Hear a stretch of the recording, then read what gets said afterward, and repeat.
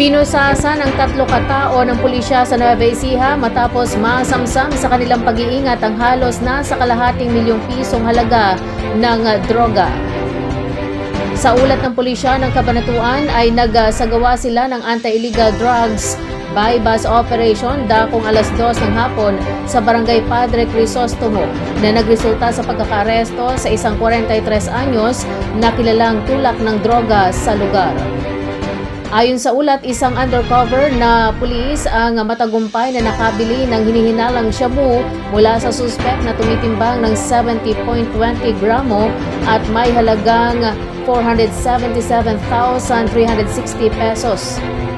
Samantala, sa hiwalay na presyo na isinagawa ng Bungabon Police Station at Palayan City Police Station ay 2 pang tulak ng droga ang naaresto rin at nakuha mula sa kanila ang 1.52 gramo ng shabu na may halagang 10,336 pesos.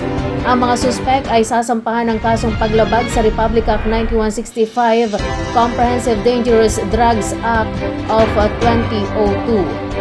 Sinabi naman ni Provincial Director Colonel Ferdinand Hermino na ang pagkakaresto sa mga tulak ng droga na ito ay patunay na walang humpay na kampanya ng NEPO laban sa iligal na droga at ng kanilang matibay na paninindigan na linisin ang lalawigan mula sa mga taong sumisira sa ating mga komunidad.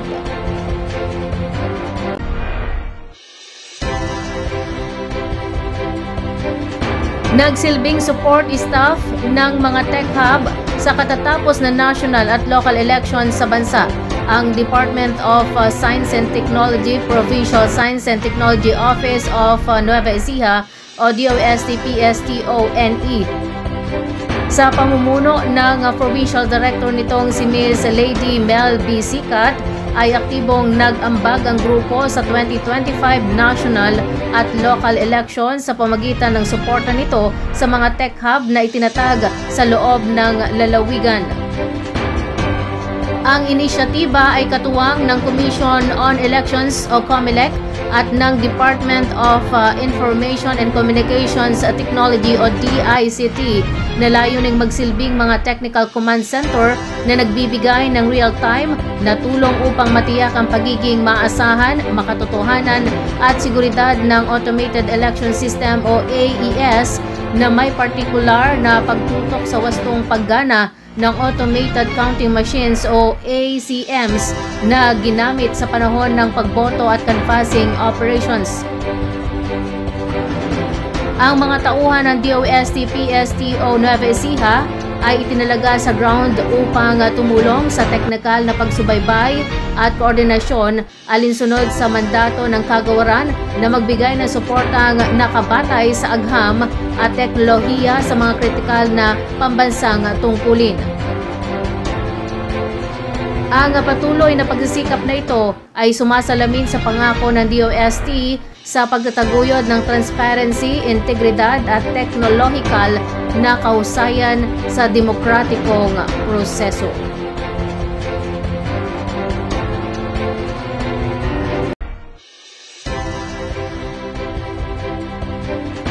Naaresto ng Nueva Ecija Police ang most wanted ng Novaliches, Quezon City matapos magtago sa bayan ng Bungabon noong Mayo at 18 taong 2025.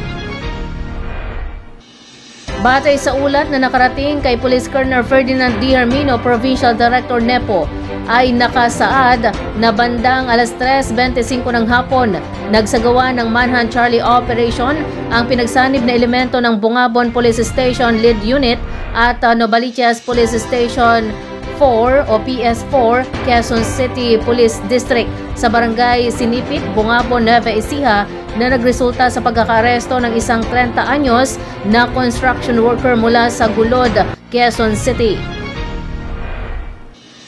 Lumalabas sa ulat na siya ang top 6 most wanted person ng Novaliches na hinahabol ng batas para sa paglabag sa Article 2, Section 11 ng Republic Act 9165, Comprehensive Dangerous Drugs Act of 2002 nang walang inirekomendang piyansa ang korte. Nasa kustudya na ngayon ng operating unit ang akusado. Sinabi naman ni Police Colonel Hermino na ang gawaing ito ay isang inter-unit coordination na humantong sa pag-aresto sa pugante na nagpapatunay sa pagiging epektibo nito sa paglikha ng tuloy-tuloy na pakipagtulungan ng bawat sangay ng kapulisan saan man dako ng Pilipinas.